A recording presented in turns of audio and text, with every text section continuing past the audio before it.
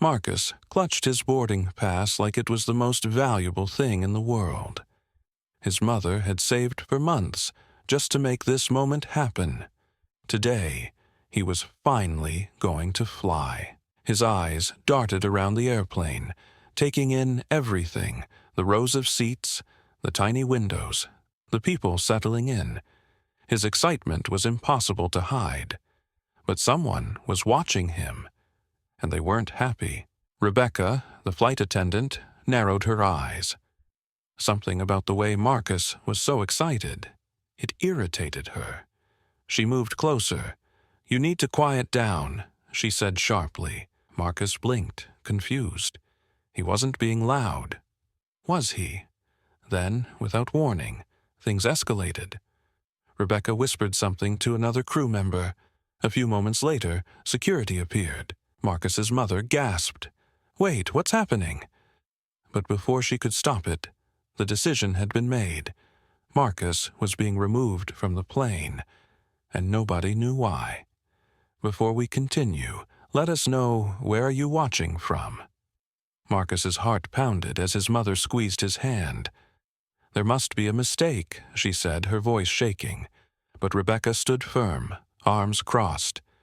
"You need to leave, now." Passengers turned to watch.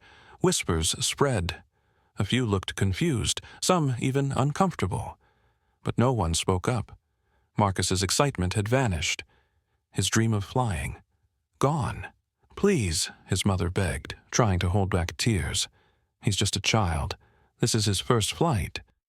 Rebecca didn't care. A security guard reached for Marcus's backpack. "Come on, kid," he said. Marcus gripped his seat. "But I didn't do anything wrong." Rebecca sighed, rolling her eyes. "This is exactly the problem," she muttered under her breath. No explanation, no warning. Just like that, Marcus was being dragged off the plane. Passengers watched in silence. A few fidgeted in their seats, uncomfortable, but unwilling to interfere. And then, a voice. "Wait." The plane went silent. Everyone turned. A man in a suit, sitting in first class, had spoken. His sharp eyes were locked onto Rebecca. He hadn't said a word until now, but something about this moment made him speak. Rebecca's face twitched. For the first time, she hesitated. But then, she doubled down. "Sir, this has nothing to do with you." The man leaned back in his seat, studying her. Then, slowly, he smirked. "Are you sure about that?" Silence. Rebecca swallowed hard, gripping her notepad so tightly her knuckles turned white. Marcus and his mother were already near the exit. The doors were about to close, but something felt off. Something big was about to happen, and Rebecca had no idea. The man in first class didn't take his eyes off Rebecca. The way he spoke, the way he sat back so casually, it was like he knew something no one else did. Rebecca stiffened. "Sir, this is airline policy. The child was being disruptive." Marcus's mother turned, her voice breaking. "My son wasn't bothering anyone. He was just excited. This was his first flight." The man raised an eyebrow. "His first flight, huh?" He exhaled, shaking his head as if he had just made a decision. Then he reached into his jacket pocket. Rebecca's eyes followed his hand. The tension in the air was thick, like something was about to explode. The passengers sat frozen, waiting to see what would happen next. And then he pulled out something small, something that made Rebecca's face drain of color. A gold-plated airline ID, the type only high-ranking officials had. A few passengers gasped. Rebecca's fingers tightened around her notepad. "I assume you know who I am now," the man said calmly. "Or do I need to introduce myself?" Rebecca's mouth opened slightly, but no words came out. The silence on the plane was suffocating. "Mr. Carter," she finally whispered. The name sent ripples of shock through the first-class cabin. A couple of passengers whispered to each other, eyes darting toward the man.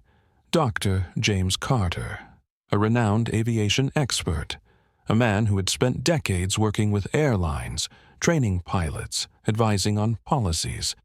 And now he was watching Rebecca like she was an insect under a magnifying glass.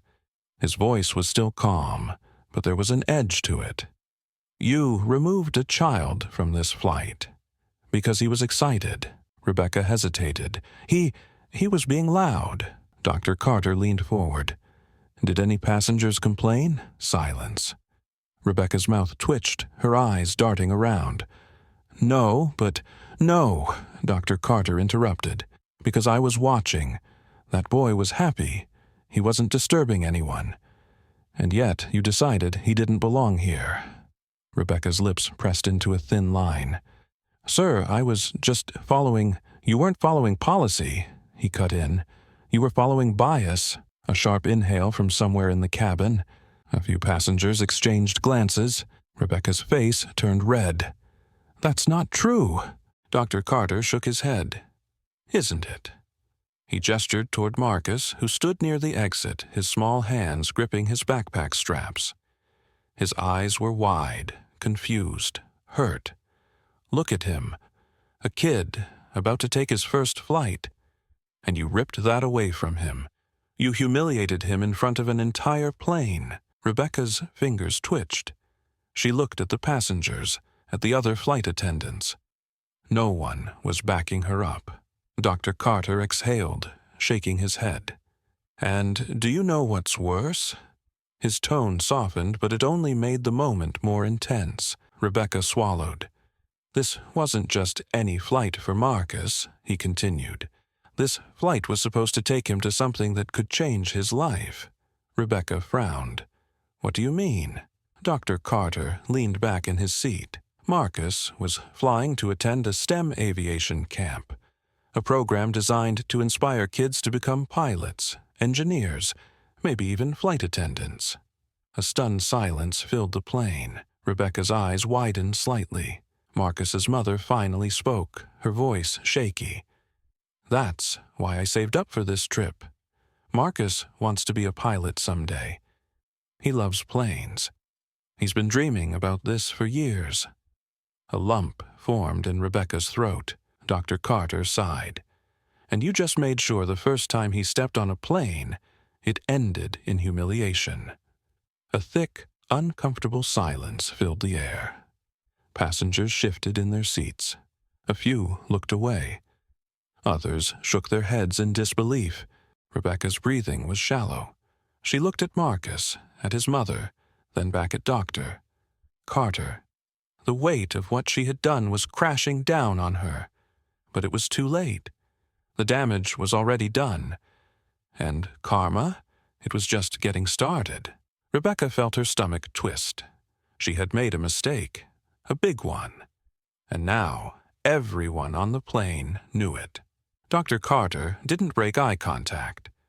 His words hung in the air like a weight no one could ignore. Marcus, standing near the exit, still didn't understand what was happening.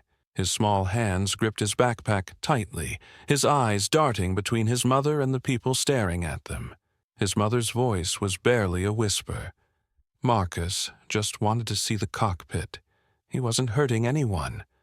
Rebecca's lips parted, but no sound came out. Dr. Carter tilted his head. "Tell me something, Rebecca." His voice was eerily calm. "Would you have done the same thing if Marcus looked different?" Silence. Passengers shifted uncomfortably. Some looked down. Others stared at Rebecca, waiting for her answer. She had an answer. She wanted to say something, anything, to defend herself. But deep down, she knew. She knew. Dr. Carter let the silence drag on before finally exhaling. "That's what I thought." A few murmurs spread through the cabin. A woman near the front shook her head in disgust. Another passenger whispered, "Unbelievable." Rebecca felt the heat rising in her face. I didn't mean—" She stopped. There was no excuse. And karma? Oh, it was already moving in. Because suddenly there was movement at the front of the plane. Another flight attendant rushed in, whispering something to the captain. Rebecca turned quickly. "What's going on?" The flight attendant hesitated, glancing at her. "An issue with the crew. There's a last-minute staff shortage." Rebecca blinked. "So?" The flight attendant sighed. "We need a replacement flight attendant. Now." A ripple of energy moved through the plane. People watched, some already connecting the dots. Rebecca's stomach dropped. The captain stepped out, his expression serious. "If we don't find a replacement, this flight isn't taking off." Rebecca swallowed hard. "There's no one available." Dr. Carter suddenly smiled. "Actually, I do know someone qualified for the job." Rebecca froze. The entire plane turned to her. The realization hit her like a slap. They were going to make her get off. Just like she had done to Marcus. Panic flashed in her eyes. "Wait, no, I was just—" The captain didn't care. He had already made his decision. "Rebecca, you're off this flight." Passengers gasped. A few even clapped. Marcus's mother gripped her son's hand, staring in disbelief. Rebecca opened her mouth to argue, to fight back. But it was too late. Just like that, security escorted her off the plane. The doors shut behind her. And for the first time since she stepped onto that aircraft, Rebecca knew what it felt like to be thrown out. Marcus and his mother? They took their seats again. And this time, no one stopped him from smiling. Rebecca stood outside the plane, stunned. The door had closed, the same door she had forced Marcus and his mother to walk through just minutes ago. But now, she was on the other side. Passengers inside were still murmuring, some shaking their heads. A few exchanged glances, as if silently agreeing that what had just happened was well-deserved. Marcus shifted in his seat, looking around, still unsure if this was real. His mother touched his shoulder gently. "It's okay, sweetheart. You're staying on the flight." Dr. Carter leaned forward, giving Marcus a reassuring nod. "You belong here." The tension in the cabin eased. The plane's engines roared to life. They were finally ready for takeoff. Meanwhile, outside, Rebecca stood frozen, her hands clenched. The reality of what had just happened started sinking in. Security had escorted her out just like she had done to Marcus. And the worst part, she had no one to blame but herself. She had thought she was in control, that she could decide who deserved to be on that plane. But karma had different plans, and karma wasn't done with her yet. For the rest of the day, Rebecca tried to shake off what had happened, telling herself it was just bad luck. But when she returned to the airline's office later that afternoon, her stomach tightened. There was a meeting, an emergency meeting.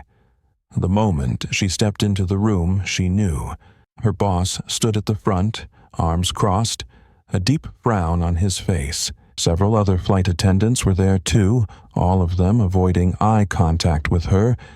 And, at the center of the table, a tablet playing a video. Her heart sank. It was her. The moment she kicked Marcus off the flight, the way she dismissed his mother, the way she ignored the boy's tears.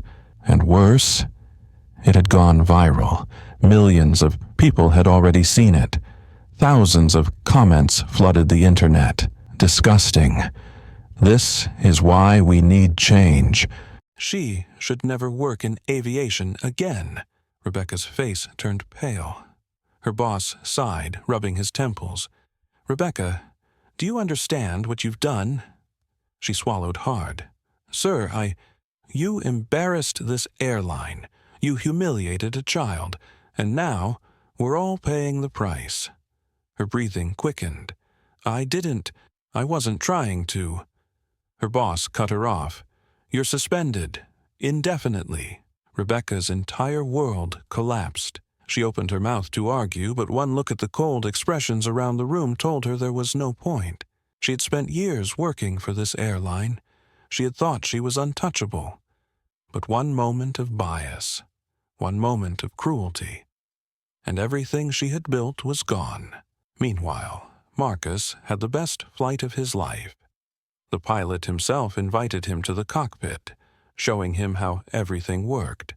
The other flight attendants treated him like a VIP, giving him extra snacks and even a pair of wings, his very first aviation badge.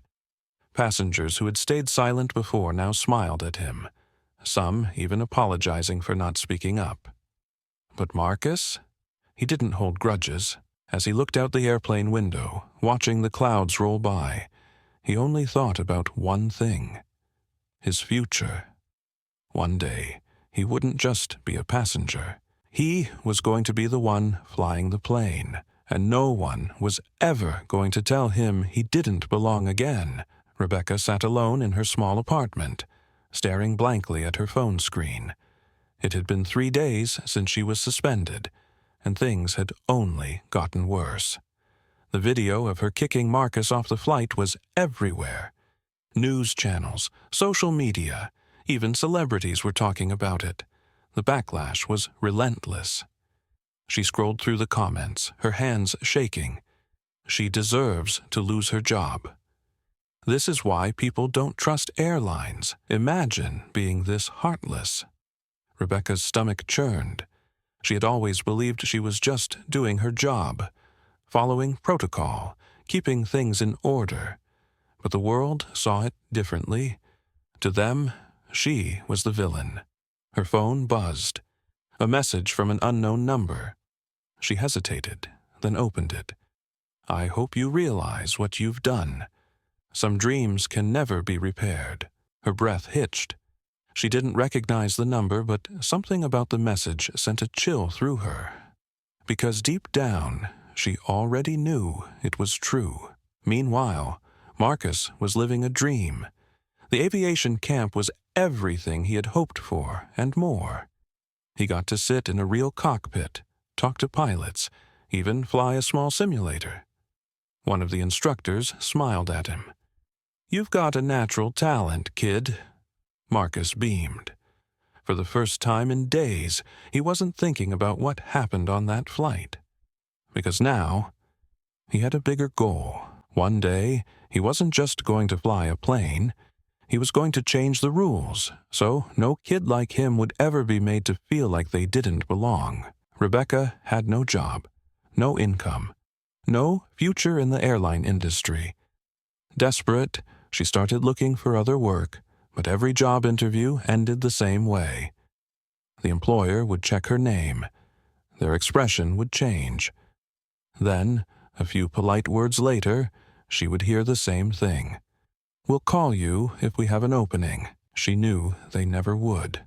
Her entire career was destroyed, and all because of one decision. One moment where she thought she had all the power. Now, she had none. Months passed. Marcus's story became an inspiration. People donated to his future education. A major airline even offered him free training when he was old enough. The same industry that once rejected him, now it was waiting for him with open arms. Rebecca, on the other hand, she disappeared from the spotlight, fading into the background. No one remembered her name anymore. No one cared what happened to her. Karma had done its job. Justice had been served. Marcus never forgot that flight, not because of the pain, but because of what came after. He learned something important that day. Some people will try to shut doors on you. They'll tell you that you don't belong, that your dreams aren't meant for you. But Marcus, he refused to believe that. And now, the same world that once humiliated him was lifting him up. One day, he'd be the one in the captain's seat, making sure every child who stepped on his plane felt welcomed. As for Rebecca, she became a lesson, a reminder that power should never be abused. She had judged Marcus without knowing his story, and in the end, it cost her everything, because karma always comes full circle. What do you think? Do you believe people like Rebecca can truly change? Or do they only regret their actions when karma hits them? Let me know in the comments. And if you want more stories like this, make sure to like, subscribe, and stay tuned for the next one. Because in life, what goes around always comes back around.